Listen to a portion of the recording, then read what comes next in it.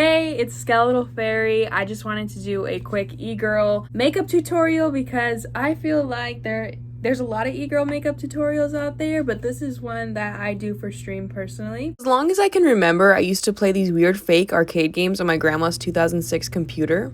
It's not that dirty, but And I had to have been like 3 or 4 years old when I was first introduced. One of the games was called Purple Place, and another one was this Baby Bratz game that required real-life money to play with tokens. it looks bad, but then once I put the foundation on, it gives this like perfect glowy look, and I just put that right on the beauty blender because no product is going to get wasted. Don't cancel me, but I learned this from Jeffree Star. You're supposed to swipe and dab. Oh, The last iconic video game I can remember playing at that age was this Dora game that allowed you to change her eye color and hair color and also give her like fake tattoos and makeup. One day the hair got stuck in the motor, so I couldn't play with it anymore, and I remember being devastated. So then I moved on to playing Spore, and I became addicted to creating these weird purple monsters that looked the same every time, but I just loved that game.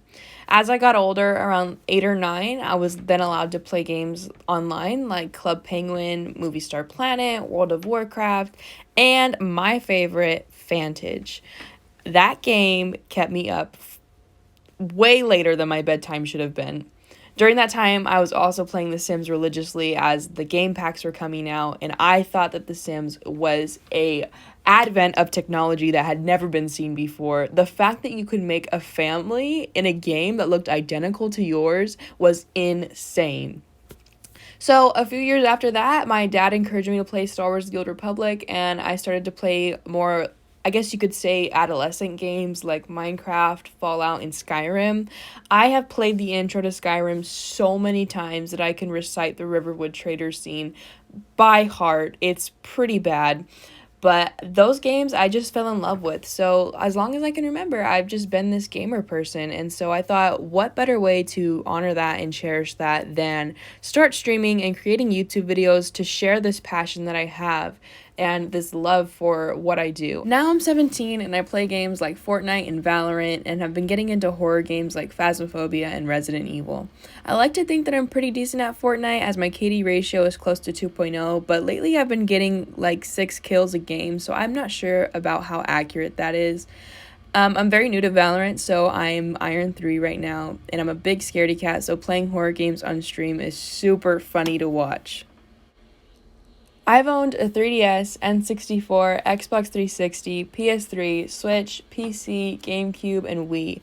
I used to play Harvest Moon 64, The Legend of Zelda Ocarina of Time, and Super Mario 64 the most.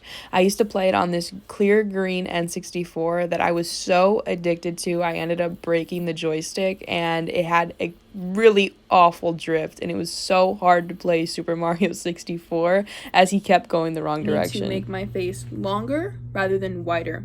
So I don't put a lot of blush over here, but I put some on my nose. Just like that. We're gonna go in with contour, okay? It's crucial that you don't put this underneath your cheekbone, but rather a little bit on top of it, because you want to lift your face, not bring it down. You want to make it look like Bella Hadid. You just stole her personality. You stole her whole wardrobe. You stole her look. Anyone who's played Harvest Moon 64 knows how frustrating it is to water your plants, let alone while you have drift on your controller. So for the most part, I would just try to find a wife who was able to water my plants for me, which made it a lot easier. And make sure that the temples are really blended out. Okay, now I'm gonna go underneath my jawbone and accentuate that so it doesn't look like I have a double chin. The soundtrack of HM64 repeats every time you enter or exit a place, building, or new area on the map. You see like the big difference that it makes right there? And I remember specifically once my dad was in the room watching me play, and he asked me how I could play for hours when all the soundtrack did was repeat over and over again. And I told him, well, at least the soundtrack changes when the seasons change, so like after every few hours. I remember my favorite girl to court was Potpourri because she had this beautiful pink hair, and I loved her family. They were just so cute to me.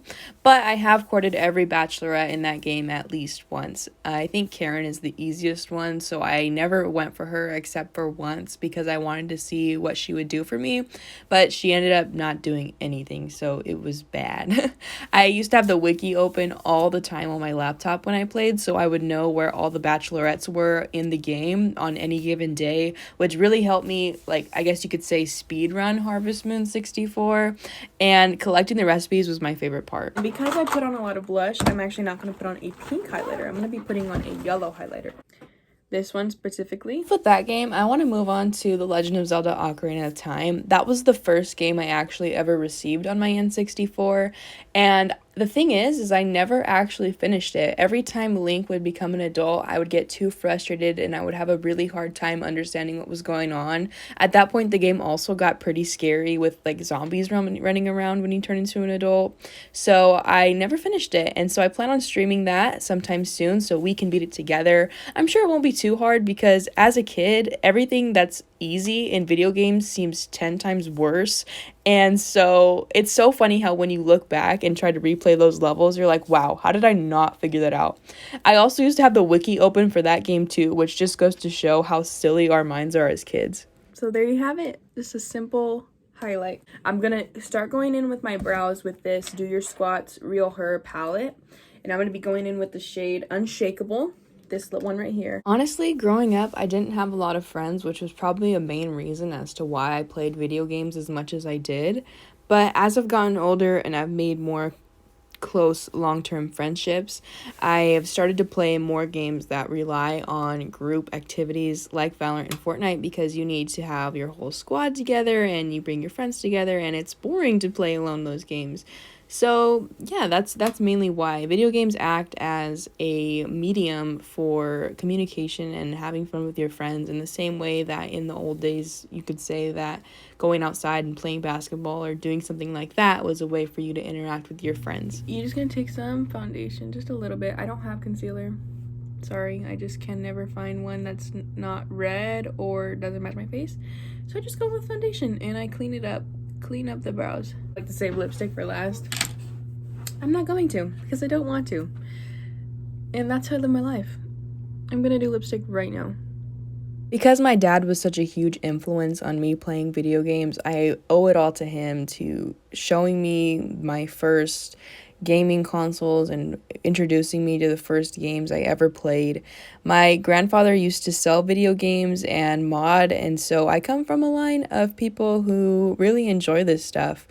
And so I hope you also, enjoy what I do and take part in it. If you want to play games with me, go ahead and comment or DM me on Instagram for my Steam friend code or my Discord friend code. I'd be so happy to play with you. I love playing games. And yeah, it would be a lot of fun to meet you guys, the people who are watching my YouTube videos. If you are somebody I know in real life, hey, that's cool too. If you're somebody I don't know, what's up? New friends, right? I don't see anything wrong with that. And if you are willing to play games like I play, then hell yeah. I love the way that I do my makeup personally, which is the backwards way, pretty much. Just be glad I don't start with lipstick. Okay, the reason why I save my eyes for last is because I genuinely feel like it is what completes the look. The way I do it personally is I start right here and I drag like a line up.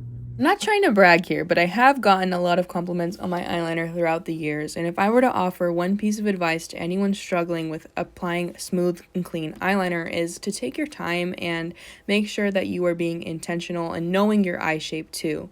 If you can apply all three of these things, you can guarantee to find an eyeliner that works best for you and an eyeliner shape. I've experimented with so many shapes over the years, and the one that works best for my eye shape, which is very almond-like, is going from the inner corner all the way to the outer corner and not doing a super long wing. That is what complements my face shape, but for other people, especially people with hooded eyelids, it might not be the best idea to bring your eyeliner to the inner corner of your eye.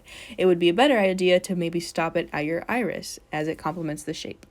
At this point, my phone died, so I couldn't continue recording, but this is how my eyeliner came out. So yeah, this is the finished look. I'm super proud of it. It's very simple, very cute. The pictures are uploaded on my Instagram, Skeletal Fairy, on all social media. I'm so happy you stick to the end, and if you did, go ahead and leave a heart in the comments below. I really appreciate y'all.